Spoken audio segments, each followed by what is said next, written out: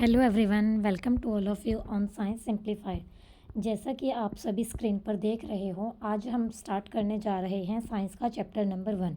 Okay, eighth class students, आज हम science का फर्स्ट चैप्टर शुरू करने जा रहे हैं। तो सबसे पहले तो कॉन्ग्रेचुलेशंस, आप सभी ने 7th क्लास पास आउट कर ली है। आप लोग 8th क्लास में हो गए हो। स्कूल में आपकी क्लासेस हैं जो वो स्टार्ट हो चुकी होंगी। तो चलो अब हम ऑनलाइन भी स्टार्ट कर देते हैं। ठीक है बच्चे, तो हमारे चैप्टर का नेम क्या है यहाँ पे? Crop production and management. Crop production and management. Okay बच्चे, तो किसी भी चैप्टर को करने से पहले जो चैप्टर का नेम होता है ना, उसका मीनिंग अगर आपको क्लियर हो तो आपके माइंड में उस चैप्टर से रिलेटेड या फिर उस चैप्टर में क्या क्या है, क्या क्या करना है, वो सब कंसेप्ट आ जाता है। ठीक है, आपको आइडिया हो जाता है कि चैप्टर में हमें कहाँ तक क्या चीज़ें पढ़नी है, क्या नहीं पढ़नी। ठीक है बच्चे, तो चैप्टर नेम देखो, हम आपको समझाते हैं। सबसे पहले crop production and management. Crop production, crop क्या होती है? फसल। और प्रोडक्शन क्या होता है? उसको पैदा करना, उसको उगाना। ठीक है, चलो पैदा करना तो हम बाद में देखेंगे, पहले क्रॉप का ही मीनिंग समझो। क्रॉप का मीनिंग क्या होता है? देखो, आप सभी ने देखा है, आपके सबके घर में ये गमले रखे होते हैं, उसमें प्लांट्स आप लोग लगाते हो, है ना। कोई फ्लावर लगाते हैं, कोई अलग प्रोडक्शन के लिए लगा लेते हैं, जैसे टोमेटो वगैरह का प्लांट भी लगा लेते हैं एक आधा, है ना। तो इस तरह से होता है। तो ये होता है सिंगल प्लांट जिसकी हम बात करते हैं। लेकिन अगर हमारे पास एक सेम प्लांट को और लार्ज स्केल पर उगाया जाता है, ठीक है, एक लार्ज एरिया में सेम प्लांट को जब लगाते हैं, दैट इज़ कॉल्ड क्रॉप। तो वो क्या बन जाती है? क्रॉप, यानी कि फसल बन जाती है वो। ठीक है बच्चे, एक बार दोबारा से सुनो। सपोज़ मैं बात कर रही हूँ यहाँ पे गेहूँ की। ठीक है, गेहूँ का एक पौधा ना लगा के लाखों करोड़ों गेहूँ के जो पौधे हैं हमने इतने लगाए हैं, इतने एरिया में लगाए हैं कि वो लाखों करोड़ों हैं। ठीक है, वहाँ से हमें काफ़ी ज़्यादा गेहूँ मिलने वाली है। तो एक लार्ज एरिया में जब एक ही टाइप के प्लांट्स को लार्ज एरिया में लगाया जाता है तो वो क्या होता है? That is called crop. एक सेम टाइप के प्लांट को जब आप लार्ज स्केल पर लगाते हो, उसको हम क्या बोलते हैं? क्रॉप बोलते हैं। होप सो क्रॉप का मीनिंग आप सभी को क्लियर हो गया। क्रॉप प्रोडक्शन का मीनिंग क्या है? फिर वही तो है कि हमने उसको फसल को लगा दिया, और जिस फसल को हमने लगा दिया है अब वहाँ से कुछ ना कुछ प्रोड्यूस होगा ना। जैसे गेहूं के पौधे को आपने लगा दिया तो गेहूं के पौधे से क्या मिलेगा? ऑब्वियसली गेहूं मिलेगा, गेहूं के दाने मिलेंगे आपको। वही गेहूं के दाने जिसकी आप लोग चपाती खाते हो घर पे। ठीक है, बस पता है ना सभी को गेहूं के बारे में। तो गेहूं के बारे में नहीं पता तो आटे के बारे में तो ज़रूर पता होगा।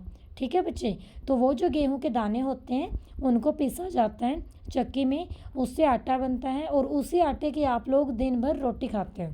ठीक है, आप थोड़ा सा सोच के देखो अपने माइंड में, मॉर्निंग टू इवनिंग, ठीक है, टिल बेड टाइम आप लोग क्या क्या खाते हो, क्या क्या पीते हो। तो आपने कभी सोचा है वो सारी चीज़ें कहाँ से आती हैं? वो इतना फूड जो आप लेते हो, मॉर्निंग में आप उठते ही क्या करते हो? सबसे पहले पानी वगैरह लेके कोई मतलब बिस्किट खाते हैं, ब्रेड खाते हैं, किसी के ब्रेकफास्ट में पोहा ले लिया, है ना, उपमा ले लिया। तो ये सभी चीज़ें कहाँ से आती हैं? दूध पी लेते हैं।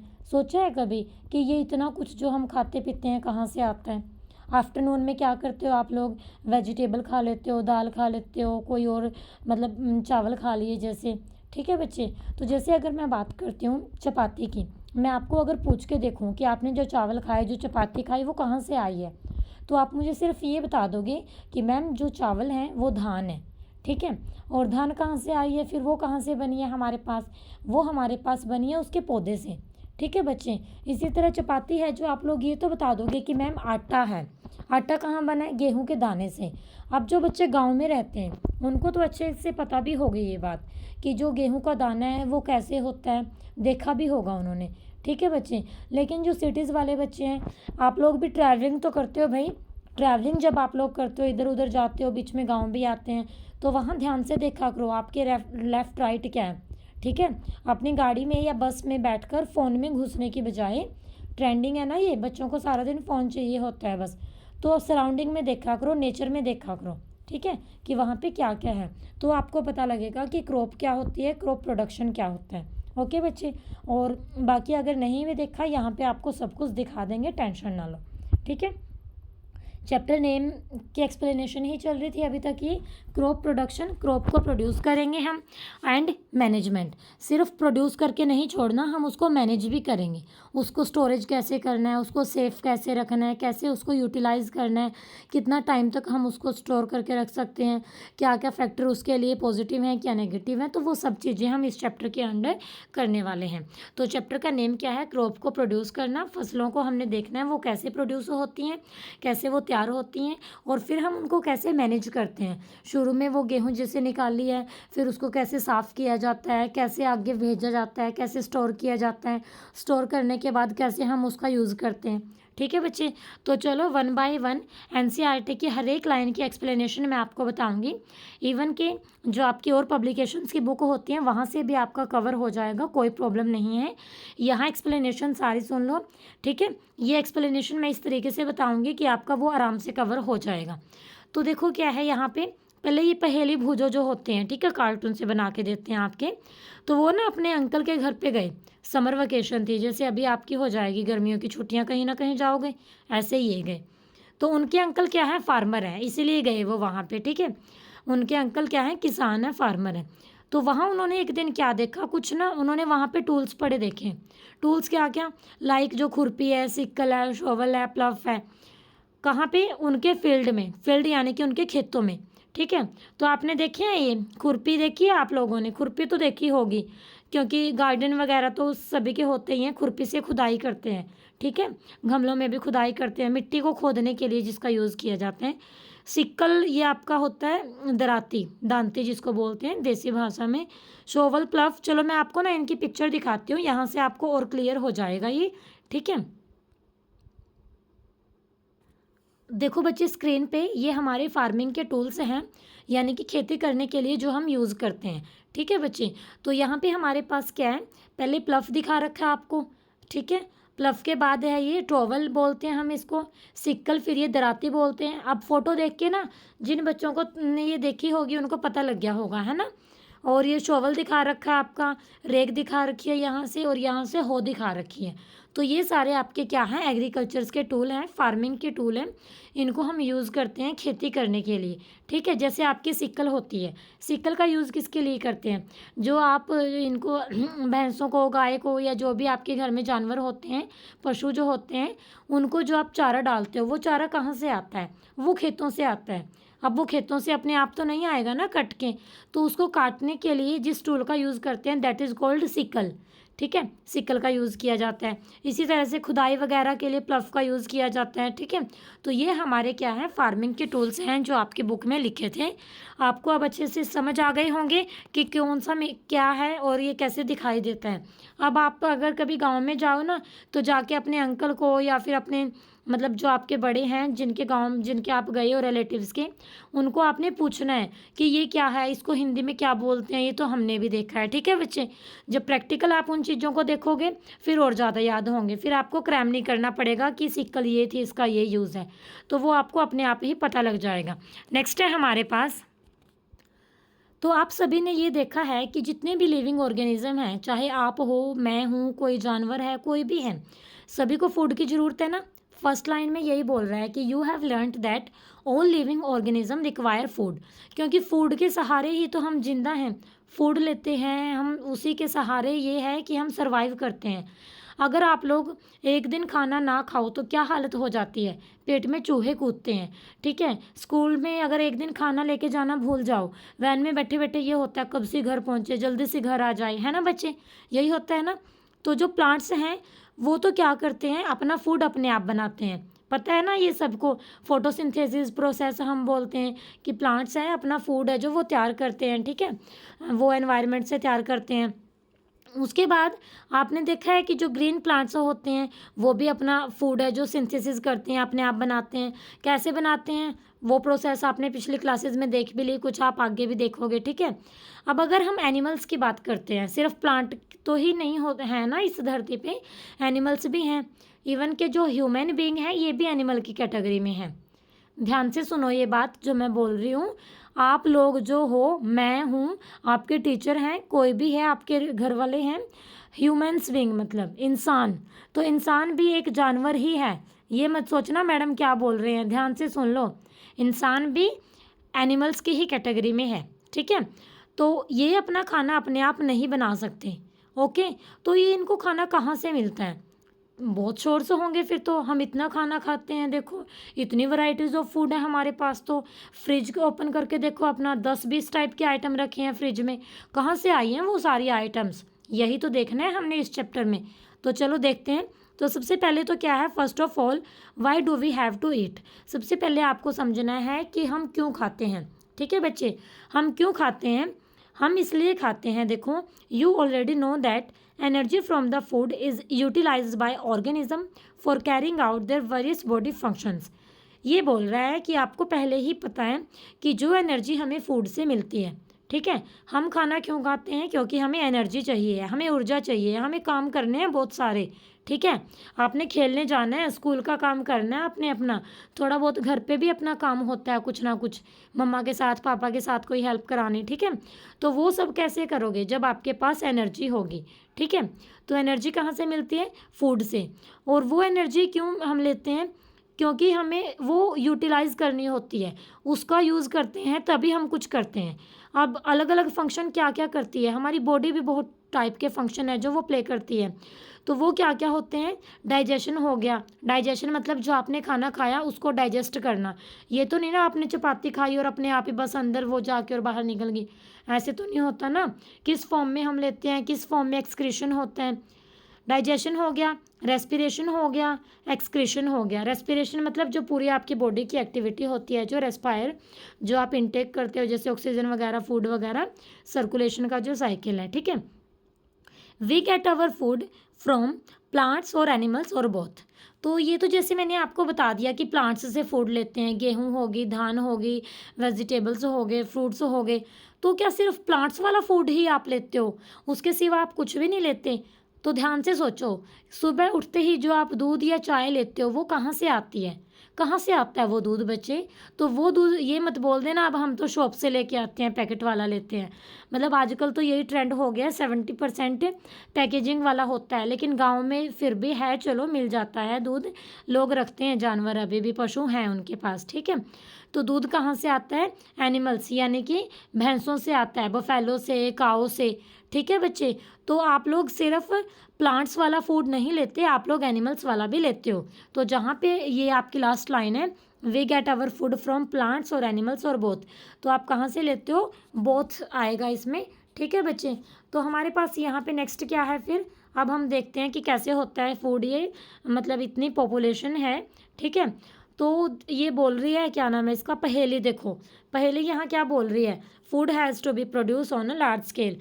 तो ये तो है नहीं है कि कोई 10-20 जनों का फूड है जो वो प्रिपेयर होना है, कोई 2-4 किसान लगे और कर लिया। तो जो फूड है वो तो लार्ज स्केल पे प्रोड्यूस होता है। तो इतने लार्ज स्केल पे फूड को प्रोड्यूस करने के लिए क्रॉप्स भी तो लार्ज स्केल पे होनी चाहिए, तो क्रॉप का प्रोडक्शन भी तो लार्ज स्केल पे होना चाहिए। और क्रॉप का प्रोडक्शन अगर हुआ है तो उसको मैनेज करना भी तो आना चाहिए अच्छे से, तभी तो इतनी पॉपुलेशन का काम चलेगा। ये मत सोचो कि सिर्फ इंडिया में ही फूड खाते हैं, ठीक है। आउटर फ्रॉम इंडिया जो हमारे पास और भी कंट्री है ना, जैसे यूरोप वगैरह की या और भी कहीं, वहाँ पे भी इंडियन फूड मिलता है बच्चे, कोई दिक्कत नहीं है, ठीक है। तो प्रोडक्शन हमारी लार्ज स्केल पे होती है, तभी क्रॉप प्रोडक्शन की ज़रूरत पड़ती है हमें। रेगुलर प्रोडक्शन होता है, प्रॉपर मैनेजमेंट होती है, और प्रॉपर डिस्ट्रीब्यूशन भी ज़रूरी होता है उसका, ठीक है। अच्छे तरीके से उसको डिवाइड करना, अच्छे तरीके से उसको मैनेज करना सबसे ज़्यादा ज़रूरी है। तो यहाँ पे क्या है, एग्रीकल्चरल प्रैक्टिसेस। एग्रीकल्चरल प्रैक्टिसेस का मीनिंग क्या है कि जो एग्रीकल्चर है, जो खेती है, वो कैसे होती है, क्या क्या स्टेप्स होते हैं, कैसे क्या किया जाता है, ठीक है। तो हमारे पास क्या होता है, देखो यहाँ पे ना प्लेस टू प्लेस लोग क्या करते हैं, ये पहले के टाइम की बात बता रहा है। ये जो पैराग्राफ है ना आपका टिल, ये हमारे पास बता रहा है कि 10,000 BC, बिफोर सेंचुरी होता है BC आपका। लोग जो क्या थे, वो फूड की सर्च में इधर उधर भागते थे, उनको नहीं पता था कहाँ से फूड मिलेगा, ठीक है। वो तो कच्चा जो फ्रूट वगैरह होते हैं, वेजिटेबल वगैरह, उन्होंने तो कोई भी पेड़ देखा, पेड़ के कुछ भी लगाए, ठीक है। अमरूद लगे हैं, सेब लगे हैं, चलो फ्रूट्स तो हम भी ऐसे ही खाते हैं, लेकिन वेजिटेबल तो नहीं हम ऐसे खाते आज के टाइम पे। ये तो नहीं है कि आप लोग कच्चा आलू खाने बैठ जाओगे, उसको पकाओगे ना तभी मिलेगा आपको वो, मतलब टेस्ट उसका। लेकिन पहले ऐसा नहीं था, पहले जैसे मिलता था खा लेते थे। बाद में उनको पता लगा कल्टीवेट लैंड का, उपजाऊ भूमि के बारे में। उपजाऊ भूमि मतलब कि वो लैंड जहाँ पे क्रॉप प्रोड्यूस की जा सकती है, राइस प्रोड्यूस किए जा सकते हैं, वीट प्रोड्यूस की जा सकती है, या फिर दूसरी जो फूड क्रॉप है, ठीक है। उसके बाद एग्रीकल्चर बोर्न हुई है, उसके बाद जाके लोगों को खेती का पता चला है कि ये खेती होती है। तो जो प्लांट्स होते हैं, देखो क्रॉप की डेफिनेशन आएगी अब सबसे पहले हमारे पास यहाँ पे, ठीक है। When plants of the same kind are cultivated at one place on large scale, जो प्लांट हैं एक ही टाइप के, सेम काइंड समझ के, जैसे अगर मैंने गेहूं की बात की तो लार्ज स्केल पे गेहूं के ही पौधे हों, अगर मैं वीट की इसकी राइस की बात कर रही हूँ, लार्ज स्केल पे वो राइस के ही हों, ठीक है। तो जब सेम काइंड के प्लांट को एक लार्ज स्केल पर कल्टीवेट किया जाता है, दैट इज़ कॉल्ड क्रॉप। उसको क्या बोलते हैं? क्रॉप बोलते हैं। यही डेफिनेशन चैप्टर के स्टार्टिंग में, चैप्टर का नेम जब एक्सप्लेन किया था मैंने ऐसे ही बताई थी, ठीक है बच्चे। अब तक तो आपको याद भी होगी जो ध्यान से सुन रहे थे। तो एग्जाम्पल क्या होते हैं? Crop of wheat means, wheat की क्रॉप का मीनिंग क्या है कि all the plants grown in a field are that of wheat, कि उस खेत में वो जितने भी पौधे हैं वो सारे गेहूं के ही होंगे, ठीक है बच्चे। उसके बाद है you already know that crops are of different type. अब जो फसल हैं क्या वो एक ही टाइप की होती हैं? एक टाइप की नहीं होती बच्चे, वो डिफरेंट टाइप की होती हैं। लाइक सीरियल्स, सीरियल्स में मतलब आपके अनाज आ गए हैं, अनाज में जैसे आपके यही वीट, राइस, मेज वगैरह हो गया। वेजिटेबल्स, वेजिटेबल्स मतलब जो आप सब्जियां खाते हो। एंड फ्रूट्स, तो कितने टाइप हो गए? ये सभी हमारी क्रॉप्स में ही आती हैं। ये मत सोचो कि फ्रूट्स तो ऊंचे ऊंचे पेड़ों के लगते हैं, ये भी क्रॉप होगी, तो ये भी हमारी क्रॉप होती है, क्योंकि एक ही जगह पर हम लार्ज स्केल में हमारे पास एक ही टाइप के प्लांट जहाँ भी हैं, दैट इज़ कॉल्ड क्रॉप, ठीक है। अब इनको हम क्लासीफाई करते हैं सीज़न के बेस पे, कि इस सीज़न में, रेनी सीज़न में ये होती है, समर में ये इसको हम होती है जो उसको ऐसे बोलेंगे, विंटर में होती है कोई उसको हम ये बोलेंगे। तो इसके बेस पे चलो अब हम इनको क्लासीफाई करते हैं। तो जो इंडिया है एक वास्ट कंट्री है, यहाँ पे जो क्लाइमेटिक कंडीशन है, ठीक है, जो आपकी क्लाइमेट है, जो आपकी जलवायु है, मतलब यानी कि जो आपका मौसम है वो काफ़ी चेंज होता है। वेदर है जो यहाँ पे काफ़ी चेंज होता है। लाइक जो आपका टेम्परेचर हो गया, जैसे कभी गर्मी कभी सर्दी। ह्यूमिडिटी जो होगी, ह्यूमिडिटी मतलब मौसम में जो नमी होती है, ठीक है। रेनफॉल, बारिश का बहुत ज़्यादा आना, कभी बिल्कुल ना आना। तो one reason to another reason बहुत वेरी करता है, ठीक है। जून में आप लोग यहाँ पे बैठे हो, अपने इधर वाले एरिया में, जैसे मैं हरियाणा से हूँ तो इधर गर्मी होती है, ठीक है। दूसरी स्टेट में चले जाओगे, शिमला मनाली वाले साइड चले जाओगे, वहाँ पे ठंड होती है। तो क्या हो गया, इंडिया में हम one reason to second reason जब जाते हैं तो वहाँ पे भी वेदर के चेंजेस होते हैं। इसीलिए यही रीज़न है कि इंडिया के अंदर वैरायटी ऑफ क्रॉप्स है जो वो हम लगा सकते हैं। और हमें प्राउड भी होना चाहिए इस बात पे कि हमारी कंट्री में हम इतने क्रॉप प्रोडक्शन करते हैं कि जो अनदर कंट्री हैं, फॉरेन कंट्रीज़, हम उनका भी काम चलाते हैं बहुत, ठीक है बच्चे। तो डिस्पाइट द डाइवर्सिटी, डाइवर्सिटी होने के बावजूद, मतलब इतने अलग अलग टाइप के मौसम होने के बावजूद, इतने अलग अलग टाइप के सिचुएशंस होने के बावजूद भी, two broad cropping patterns can be identify, ठीक है। मेनली हमने दो ही टाइप के पैटर्न है जो यहाँ हम डिफाइन करेंगे। तो ये है हमारे पास, first is kharif crops and second is rabi crops. First मैंने क्या बोला बच्चे? खरीफ क्रॉप, खरीफ की फसल। सेकंड मैंने क्या बोला यहाँ पे? रबी क्रॉप्स, यानी कि रबी की फसल। खरीफ क्रॉप्स में क्या होता है हमारे पास? The crops which are sown in the rainy season, यानी कि वो फसलें जो बारिश के मौसम में उगाई जाती हैं। कौन से मौसम में? बारिश के मौसम में। और बारिश का मौसम कब होता है इंडिया में? इंडिया में बारिश का मौसम होता है आपका जून से सितंबर तक, ठीक है। जून के महीने में थोड़ी थोड़ी बारिश आना शुरू हो जाती है और फिर सितंबर तक बारिशें चलती रहती हैं। उस टाइम पे ह्यूमिडिटी आपकी ज़्यादा होती है, ठीक है, क्योंकि बारिश होगी, टेम्परेचर में ह्यूमिडिटी तो आएगी फिर एनवायरनमेंट में वहाँ पे। तो जो रेनी सीज़न होता है वो जून टू सितंबर होता है। तो आपको अगर कोई पूछे खरीफ की क्रॉप का प्रोडक्शन है जो कब से कब तक किया जाता है, ठीक है, तो वहाँ पे आपने बता देना है जून टू सितंबर, जून टू सितंबर, ठीक है। एग्जाम्पल इसमें कौन कौन से होते हैं हमारे पास? जैसे आपका पेडी हो गया, मेज़ हो गया, मक्का, सोयाबीन हो गया, ग्राउंडनट मूंगफली हो गई आपकी, एंड कॉटन, कपास यानी कि, ठीक है। और इनको हम क्या बोलते हैं? खरीफ क्रॉप्स, क्या बोलते हैं हम इनको, खरीफ क्रॉप्स। ठीक है, जो हमारे पास पैडी होता है किसको बोलते हैं, ये कई बार राइस लिख देते हैं ना इसके साइड में, पैडी लिख के और साइड में राइस भी लिख देते हैं। तो पैडी और राइस वैसे तो एक ही बात होती है, ज़्यादा फ़र्क नहीं होता, उसको चावल को ही बोलते हैं, मतलब धान को। बस इतना फ़र्क होता है जब वो खेत में है, जब वो चावल है ना उसके कवर के अंदर है, ठीक है, वो धान का जो दाना है जब वो कवर के अंदर है उसको पैडी बोल देते हैं। लेकिन जो आप लोग खाते हो, ठीक है, वाइट कलर का जब आपको वो दिखता है चावल जिसको हम बोलते हैं राइस, वो उसको हम फिर राइस बोल देते हैं। पैडी होता है जब तक वो कवर के अंदर है। ठीक है बच्चे, उसके बाद है हमारे पास रबी क्रॉप्स। सेकंड क्या है, रबी क्रॉप्स। रबी क्रॉप्स कौन सी होती हैं, वो क्रॉप्स होती हैं जिनको हम ग्रो करते हैं विंटर सीजन में। विंटर सीजन यानी कि सर्दियों में, अक्टूबर टू मार्च। ठीक है, और अप्रैल में इनको काटा जाता है। जैसे अभी अप्रैल का मंथ है, टुडे इज़ 15 अप्रैल, और अभी बिल्कुल सीज़न चला हुआ है, गेहूं की कटाई चली हुई है। ठीक है, रबी में भी 2 लेटर हैं, देखो हिंदी में जब इसको रीड करते हो, और मैंने अभी अभी बताया आपको कि गेहूं की कटाई चली हुई है। ठीक है, तो हमारे पास ये क्या है, ये होती हैं अक्टूबर टू मार्च। तो गेहूं आपकी कौन सी होगी, रबी क्रॉप्स होगी ना, वीट आपकी। ठीक है, तो रबी से याद कर लेना आप लोग, गेहूं वीट बोलते हैं, तो ऐसे कन्फ्यूज़न नहीं होगी। बस 2 का याद रख लो, बाकी तो उस टाइप की फसलें जो हमें मिलती हैं हमें याद रह ही जाता है। ठीक है, खरीफ में आपके ये आगे थे ना, चावल आ गया था आपका, पैडी यानी कि बोलते हैं। तो खरीफ में मेनली चावल का याद कर लो, रबी में मेनली आप गेहूं का याद कर लो। ठीक है, तो आप इसका टाइम भी नहीं भूल पाओगे। रबी कब होती हैं, अक्टूबर टू मार्च होती हैं। एग्जाम्पल हैं जो रबी क्रॉप्स के, वो क्या क्या होते हैं, वीट हो गया, ग्राम हो गया, पी हो गया, ठीक है, मटर वगैरह मतलब मस्टर्ड हो गया, सरसों, और यहाँ पे लिनसीड जो हो गए हमारे पास। और उसके बाद इसके सिवा जो पल्सेस और वेजिटेबल होती हैं वो भी हमारे समर के ड्यूरिंग होती हैं अलग अलग प्लेसेस पे। ठीक है, अलग अलग कंडीशंस में, सभी वेजिटेबल्स की अलग अलग कंडीशंस होती है हमारे पास, उसके अकॉर्डिंग उनका प्रोडक्शन किया जाता है।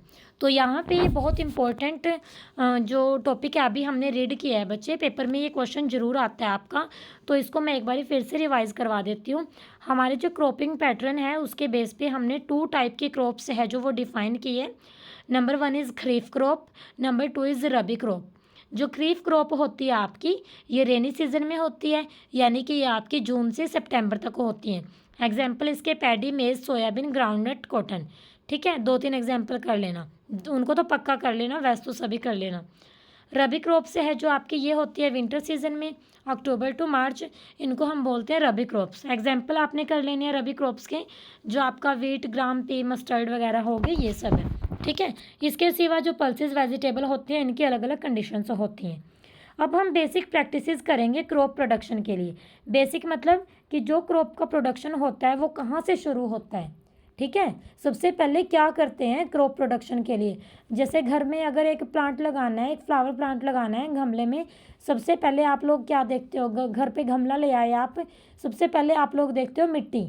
ठीक है, और फिर मिट्टी की भी वैरायटी देखते हो कि ये ज़्यादा रेतीली तो नहीं, ये ज़्यादा चिकनी तो नहीं। ठीक है, उसके अकॉर्डिंग चेक करते हैं। तो ऐसे ही फसल को जब उगाते हैं उसका भी एक पैटर्न होता है, एक बेसिक तरीका होता है, तो वही हम देखेंगे यहाँ पे। ठीक है बच्चे, तो देखो जैसे ये बता रहे हैं कि जो पैडी होता है रिक्वायर करता है लॉट ऑफ वाटर। धान की फसल जब उगाते हो ना तो उसको बहुत पानी चाहिए होता है, और ज़्यादा पानी कब आएगा, रेनी सीजन में ही आएगा ना। अब अगर उगाने लगे जब पानी ही नहीं है तो तब थोड़ी वो फसल होगी जिसको पानी ही ज़्यादा चाहिए। तो हम वही सोचते हैं कि कई बार अगर हमारे इंस्ट्रूमेंट है जो पानी वाले ख़राब हो जाते हैं तो कम से कम ऑप्शन हो कि चलो हमें आस है बारिश होगी, हमारी फसल हो जाएगी। ठीक है बच्चे, इस तरीके से होता है ये। तो देखो यहाँ पे क्या है, cultivation of crops involve several activities undertaken by farmer over a period of time. जो कल्टीवेशन होती है क्रॉप्स की, इसमें हमारे पास कई एक्टिविटी होती है फार्मर जो करता है। ये नहीं है कि एक पौधा लाया और सीधा उसको रख दिया। ठीक है, कोई मतलब 7 to 8 स्टेप होते हैं प्रॉपरली जहाँ से पास करना होता है क्रॉप प्रोडक्शन के लिए। तो कल्टीवेशन ऑफ क्रॉप्स जो करते हैं उसके लिए कई स्टेप्स होते हैं, और आप क्या देखोगे ये एक्टिविटी सिमिलर ही होती हैं। जैसे एक जो गार्डनर है वो हमारे पास एक प्लांट है हमारे घर पे ग्रो करता है, ऑर्नामेंटल प्लांट्स यानी कि आपका प्रोडक्शन वाले जो प्लांट्स होते हैं। तो ये जो एक्टिविटी या फिर टास्क होते हैं इनको ही हम क्या बोलते हैं, एग्रीकल्चर प्रैक्टिसेस। ठीक है, खेती करने के लिए क्या क्या मेथड है, क्या क्या स्टेप्स हैं, that is called agriculture practices. तो यहाँ पे हमारे पास क्या है, देखो 7 स्टेप बताए हैं, वही मैं आपको बोल रही थी 7 to 8 स्टेप। तो फर्स्ट है यहाँ पे प्रिपरेशन ऑफ सॉइल। सबसे पहले जो सॉइल है, जो मिट्टी है, उसको प्रिपेयर किया जाता है, तैयार किया जाता है। ठीक है, देखा जाता है कि इसकी जो कंडीशन है जैसे हमें चाहिए वो वैसी है या नहीं है। अगर वैसी नहीं होती तो उसके अकॉर्डिंग उसको प्रिपेयर कर लिया जाता है। फिर होता है सोइंग, यानी कि बीज को बोया जाता है। फिर होता है एडिंग मैन्योर एंड फर्टिलाइज़र, उसके अंदर मैन्योर फर्टिलाइज़र को ऐड किया जाता है, खाद को। इरिगेशन की जाती है और फिर वीड्स से प्रोटेक्ट करते हैं, यानी कि एक्स्ट्रा ये जो होते हैं जो फसलों को नुकसान पहुंचाते हैं। फिर उसकी हार्वेस्टिंग की जाती है, कटाई की जाती है, फिर उसकी स्टोरेज की जाती है। ठीक है, ये तो मैंने मोटे तौर पे आपको स्टेप बता दिए। ये स्टेप्स भी आ सकते हैं, 2 मार्क्स में ये क्वेश्चन भी आ सकता है कि स्टेप्स बताओ, और 5 मार्क्स में पूरा ये क्वेश्चन भी आ सकता है फाइनल एग्जाम में कि एग्रीकल्चर प्रैक्टिसेस का फुल एक्सप्लेनेशन दो। ठीक है, तो उसमें आपको ये 7 के 7 स्टेप लिख के 2-3 लाइन में एक्सप्लेन करने हैं सभी स्टेप्स को। तो इसको शुरू करें आज ही या कल ही करें, प्रिपरेशन ऑफ सॉइल को देखते हैं एक बारी। तो हम एक वो कर लेते हैं, इसका फर्स्ट स्टेप है जो, इसको देख लेते हैं क्योंकि ये नॉर्मल सा ही है, आप लोगों को पता ही होगा। तो जो प्रिपरेशन होती है सॉइल की, वो फर्स्ट स्टेप होता है फसल को उगाने से पहले। ठीक है, सबसे इम्पोर्टेंट टास्क यहाँ पे खेती में क्या होता है कि जो सॉइल है इसको लूज़ करना, मिट्टी को लूज़ करना। हार्ड जो सॉइल है, जो हार्ड मिट्टी होती है, उसमें कभी भी आपकी क्रॉप प्रोडक्शन नहीं हो सकती। तो इसके लिए क्या करना होता है हमें, हम इसीलिए सॉइल को लूज़ करते हैं, इसीलिए उसको बिखरी हुई बनाते हैं कि जो हम उसके अंदर पौधा लगाएंगे वो अच्छी तरह से उसके अंदर चला जाए, मिट्टी के अंदर वो चला जाए और वो जड़ वहाँ पे बन जाए उसकी। ठीक है, जो लूज सॉइल होती है वही, उसी सॉइल में ये कैपेबिलिटी होती है कि जो जड़ है आपकी प्लांट की, वो अच्छे से ब्रीथिंग कर सके, वो सांस ले सके, चाहे कितना अंदर भी गई हो। क्योंकि अगर सॉइल लूज़ है ना, मिट्टी बिखरी हुई है, तो उसमें स्पेस होता है, और स्पेस है तभी ब्रीथिंग हो पाएगी, तभी सांस ले पाएंगे। ठीक है, तो why does the loosening of soil allow the roots to breathe easily. ठीक है, तो जो लूजनिंग ऑफ सॉइल है, जो हम मिट्टी को लूज़ करते हैं, इसमें ही क्यों आसानी से ब्रीथिंग होती है। तो देखो बच्चे क्या होता है यहाँ पे, जो लूज सॉइल होती है वो हेल्प करती है अर्थवॉर्म की ग्रोथ होने में। जो माइक्रोब होते हैं, छोटे छोटे जीवाणु होते हैं सॉइल में, ठीक है, वो वहाँ पे ग्रो कर जाते हैं। और ये ऑर्गेनिज्म जो होते हैं ना, ये ऑर्गेनिज्म तो फार्मर के फ्रेंड्स होते हैं, इनके बिना तो फार्मर का काम ही नहीं चलता। ठीक है बच्चे, तो यही वो करते हैं, सोइल को लूज़ करते हैं ये अच्छे से। ये ऑर्गेनिज्म क्या होते हैं, फ्रेंड्स होते हैं फार्मर के, फार्मर फ्रेंड्स भी होते हैं, फो भी होते हैं, दुश्मन भी होते हैं, वो बाद में बताएंगे कैसे होते हैं, अभी फ्रेंड्स का समझ लो। ठीक है, फ्रेंड्स क्यों होते हैं, क्योंकि ये लूज़ करते हैं सोइल को, और सोइल जब लूज़ हो जाती है तो इसके अंदर ह्यूमस ऐड हो जाता है। ठीक है, लेकिन जो सोइल है उसको हम टर्न करते हैं, लूज़ क्यों करते हैं। ठीक है, ये कंसेप्ट है हमारे पास। अब यहाँ पे जो लास्ट की क्लासेस है आपकी 6th-7th में, आप ये करके आए हो कि जो मिट्टी है ना, इसके अंदर बहुत सारे मिनरल होते हैं, वाटर होता है, एयर होता है, इवन के लिविंग ऑर्गेनिज्म भी होते हैं। ठीक है, और जो डेड प्लांट्स हैं या फिर एनिमल हैं, वो कहाँ से डिकम्पोज होते हैं, उनको भी तो सॉइल ऑर्गेनिज्म से ही डिकम्पोज होते हैं वो। ठीक है, यहाँ पे इस तरीके से हम ये बात कहेंगे कि जो अलग अलग न्यूट्रिएंट होते हैं डेड ऑर्गेनिज्म में, वो हमारे क्या होते हैं, सॉइल के अंदर दोबारा चले जाते हैं। ठीक है, यानी कि प्लांट्स है जो फिर इन ऑर्गेनिज्म को दोबारा से अब्जॉर्ब कर लेते हैं। ठीक है बच्चे, तो हमारे पास क्या होता है, जो सॉइल की ना कुछ सेंटीमीटर तक की ही लेयर होती है, फ्यू सेंटीमीटर तक की ही कुछ लेयर होती है हमारी सॉइल की, जो प्लांट की ग्रोथ को सपोर्ट करती है। ठीक है, उसके बाद जो तना होता है उसका, वो अपने आप सपोर्ट में आ जाता है। ठीक है बच्चे, तो वो इसीलिए होता है, जो सपोर्ट होती है वो तभी मिलती है जब हम उसको लूज़ करते हैं सॉइल को। सॉइल लूज़ होने के बाद न्यूट्रिएंट रिच बन जाती है। न्यूट्रिएंट रिच मतलब उसमें बहुत सारे पोषक तत्व आ जाते हैं जो प्लांट्स को न्यूट्रिएंट प्रोवाइड करते हैं। ठीक है, और वो प्लांट उस न्यूट्रिएंट्स को यूज़ करते हैं, और यूज़ करने के बाद उसको सॉइल को लूज़ कर देते हैं। सॉइल का लूज़ होना बहुत इंपॉर्टेंट स्टेप होता है कल्टीवेशन के लिए। और जो प्रोसेस होती है सॉइल को लूज़ करने की या फिर सॉइल को टर्न करने की, ठीक है, इसको हम बोलते हैं टिलिंग और प्लफिंग। ठीक है, प्लफिंग बोलते हैं इसको हम, और इसको प्लफ का यूज़ करके प्लफिंग की जाती है। अब प्लफ की पिक्चर मैं आपको दिखा के आ चुकी हूँ।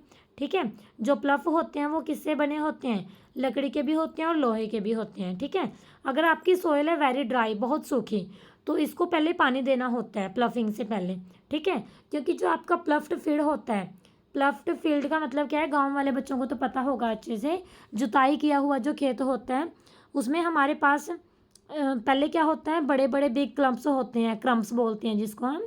ठीक है, मिट्टी का ढेर पूरा, मतलब बहुत हार्ड सा वो बना हुआ, और इसको क्रम्स को तोड़ना ज़रूरी होता है। ठीक है, क्रम्स को तोड़ना ज़रूरी होती है, लेवलिंग करनी होती है फील्ड की। ठीक है, जो मतलब उगाने के लिए ज़रूरी होता है, इरिगेशन के लिए। सोयल की लेवलिंग किसके साथ करते हैं, लेवलर के साथ, मतलब डेफिनेशन में ही पता लग रहा है ना। तो लेवलिंग ठीक है की जाती है। उसके बाद सोयल के अंदर मैन्योर भी ऐड किया जाता है, खाद भी ऐड की जाती है टाइलिंग से पहले। क्यों, क्योंकि इससे है जो मिट्टी के अंदर वो खाद अच्छे से ऐड हो जाती है, और हमारी जो सोल है, जो हमारी मिट्टी है, वो मॉइस्चर हो जाती है, यानी कि उसमें नमी है जो वो आ जाती है। जब नमी होती है तभी जो प्लांट की ग्रोथ है वो पॉसिबल होती है। ठीक है बच्चे, फिर यहाँ से ये दिखा रखे हैं, नेक्स्ट है जो आपका एग्रीकल्चर इम्प्लीमेंट।